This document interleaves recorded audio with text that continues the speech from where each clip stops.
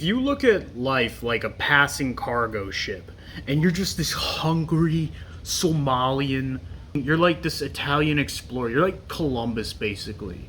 The only difference is you don't have to go to a continent. The continent is coming right past you with this shipment of onions.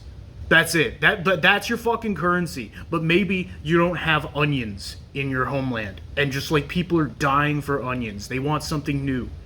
And so these onions become exponentially more valuable to you than they would be to us in the US. So your job is to hijack this ship. You're just chilling with your homeboy, smoking some PCP, smoking that brown, got your Kalashnikovs that ironically the US military sold you. And now you're feeling a little ornery because you traded your loved ones for guns. And it's payback time, mamacita. You're on this fucking ship. You're proud. You're waving the Somalian flag until your captain's like, whoa, why are you doing that, bro? Low key, slow down.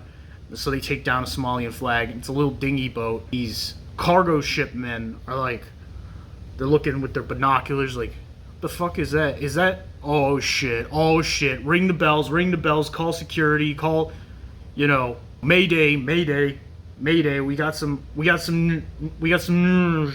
it's too late. The crew's already tied up. There's nothing you can do. You gotta give them the onions. You've got to give them the onions. You have no choice.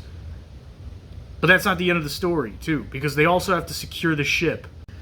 Now, the twist of the story is when the pirates go to get their booty, they unlock the steel crate, and out comes a bunch of onions. But what also comes out is victims of sex trafficking. They're all tied up. They're all gagged up. These poor third world women. And they roll out and they're gasping for air. They're crying because they've had to deal with the stench of onions for days. And then the pirates are like, oh shit. We gotta do something, because if we pull into harbor anyways, we're fucked. We could be tried. We could be hanged by our own peeps for sex trafficking. That does not bode well. That's against our interests. Even as pirates, we have some ethics. The captain, the new captain, not the old captain, the new captain of the insurgents, he falls in love with one of the victims. And she's a fat chick. But, he sees her inner beauty. The problem is, when he tells her she's beautiful and all that, she doesn't believe him.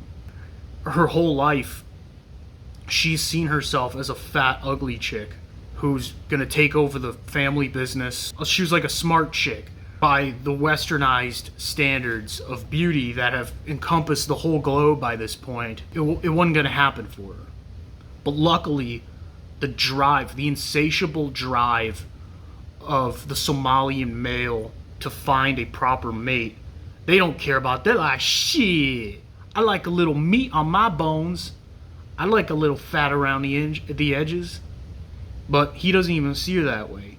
He actually denies the fact that she's fat. He's like this skinny Somalian guy.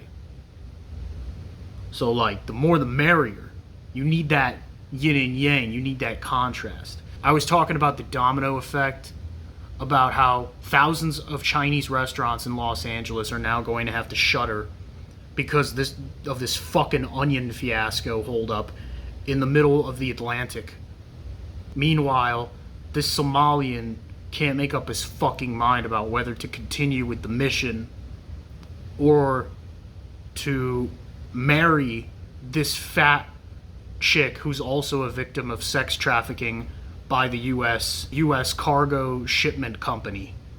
And they're a private company, of course. They have no affiliations with the government. Of course not. So his gang mates just kill him.